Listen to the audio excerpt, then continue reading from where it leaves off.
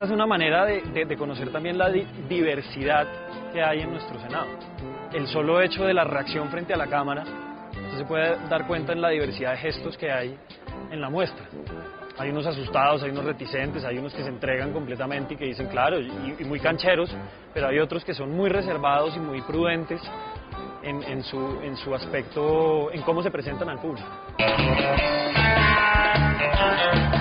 Es curioso porque eso sí, aunque todos los días hablamos pestes del Congreso, vaya uno a saber si justamente o no, pues nosotros los que nos quejamos fuimos los que los elegimos. A ver, contesten esta pregunta. ¿Se acuerda de estos personajes? O mejor, ¿usted sí sabe qué es el Congreso? En sí no sé demasiado. Realmente no estoy muy introducida en el tema. Pues la verdad es que no tengo mucha idea del Congreso. Ahí es donde sesionan las leyes. Allá es donde se echan la culpa uno con otros. Ahí no se sabe quién es el bueno y quién es el malo. Donde hacen los grandes debates. Ese es el Congreso, jovencito.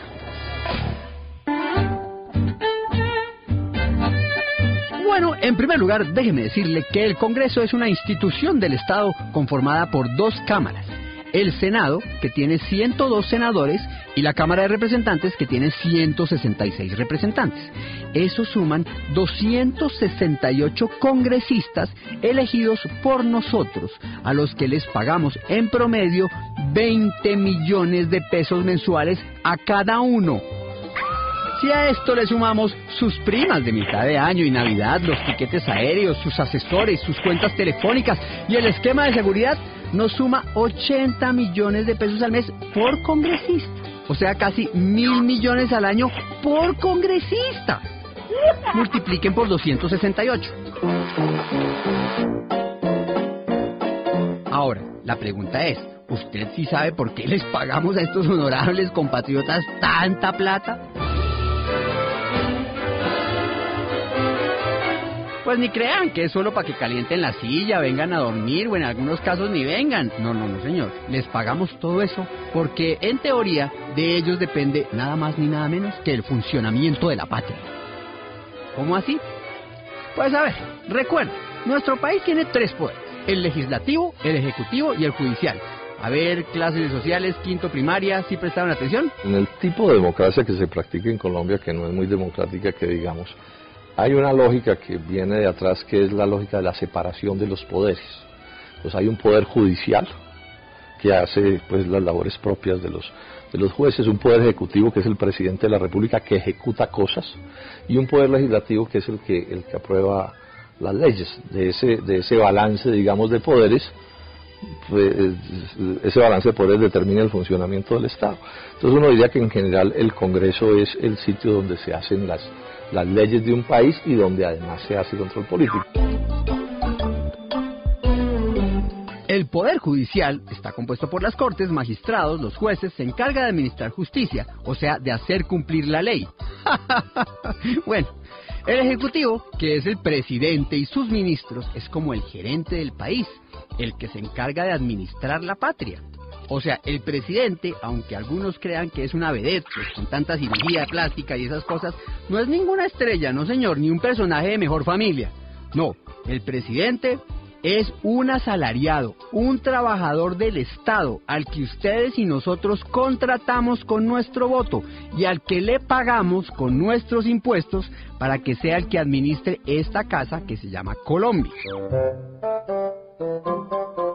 El presidente es el empleado número 1 del Estado, empleado. Al elegirlo, le damos el poder para que utilice de la mejor manera nuestros recursos. Confiamos en él. Pero ¿se imaginan todo el poder de un país en manos de un solo empleado? ¿Qué tal al man se le subiera el poder a la cabeza? Dicen que ha pasado. ¿Qué tal que le diera por tomar decisiones sin consultárnoslo? ¿O por administrar la plata para beneficio propio? ¿O por administrar esto como una finca?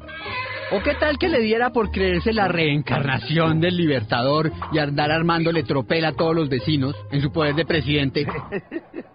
Y usar ropa de pésimo gusto. Para lograr el equilibrio del mundo. ¿O qué tal que ese empleado decidiera un día que toda la gente que no pensara como él debería ser fusilada? No. Ya no sería un presidente. Sería un rey, o un emperador, o un tirano, o un dictador. Por eso se necesita alguien que lo vigile, que lo juzgue, que lo controle, que nos represente ante él, y ese es el Congreso, el honorable Congreso.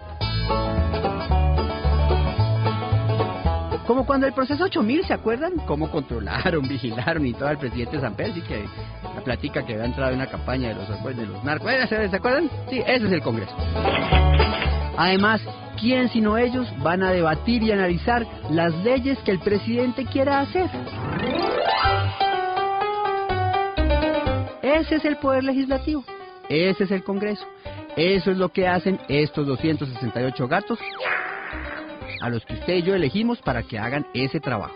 Mire, el Senado de la República es de pronto el sitio más importante de la democracia. Aquí se representa el pueblo por más chistes que se hagan. Realmente el Senado es la base de la democracia y pasa igual que lo que pasa con los matrimonios. Todo el mundo hace chistes, se burla de los matrimonios, pero esa es la base de la sociedad. Lo mismo pasa con el Senado de la República. Es donde se basa toda la democracia. La gente se pregunta, bueno, pero ¿qué diferencia hay entre Senado y Cámara? La diferencia no es ninguna.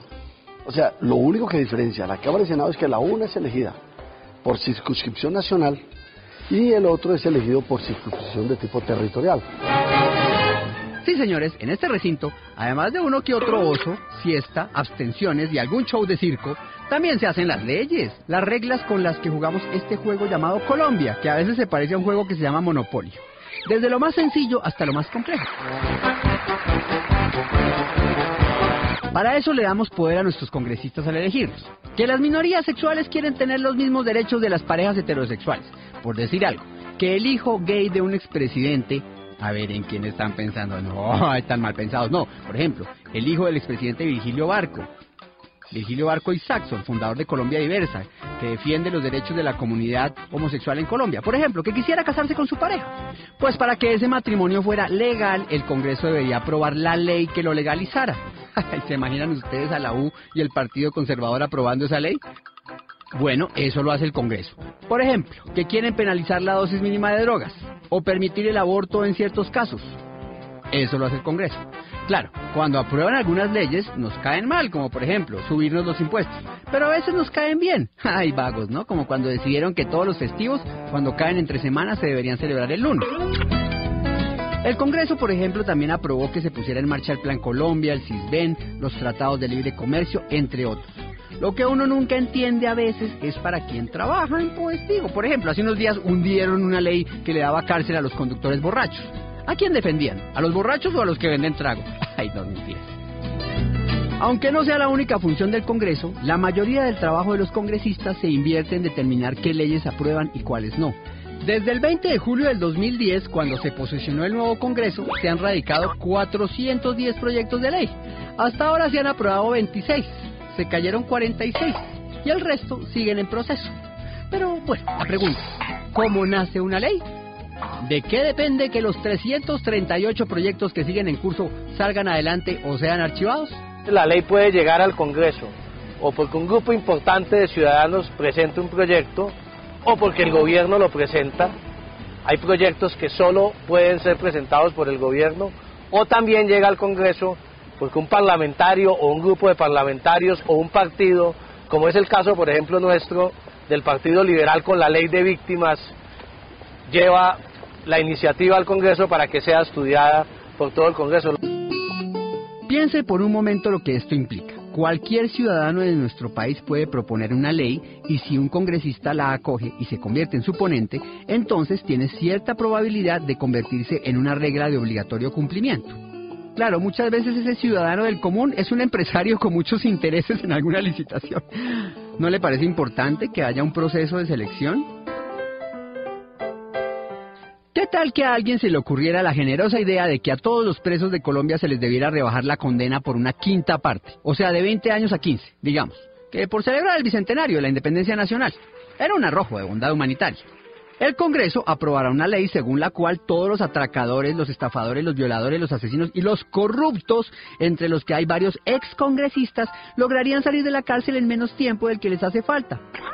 Pues créanlo o no, la propuesta se presentó. No se sabe si en honor a Bolívar o a Santander o a la Gran Colombia, aunque seguramente lo que conmemoraban era la patria boba, porque nos vieron la cara.